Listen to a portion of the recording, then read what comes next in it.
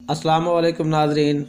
सही बुखारी बाब नंबर 2 ईमान का बयान हदीस नंबर 13-14।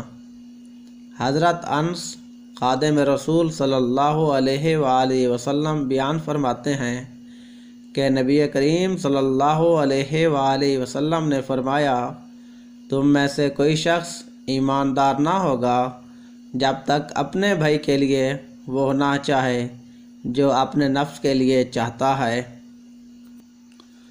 हज़रत अबू हुरैरा रज़ी अल्लाह तआला अन्हु बयान फरमाते हैं कि रसूलुल्लाह सल्लल्लाहु अलैहि वसल्लम ने बयान फरमाया, कसम है उस ज़ात की जिसके हाथ में मेरी जान है, तुम में से कोई भी ईमानदार ना होगा जब तक मैं उसके वालिद और औलाद से भी ज़्यादा उसका महबूब ना बन जाऊँ।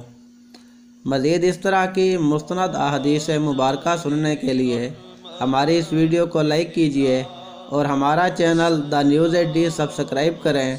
बेल आइकन दबाना मत भूलिए ताकि आने वाली नई वीडियो जल्द अज जल्द आप लोगों तक पहुंच सके।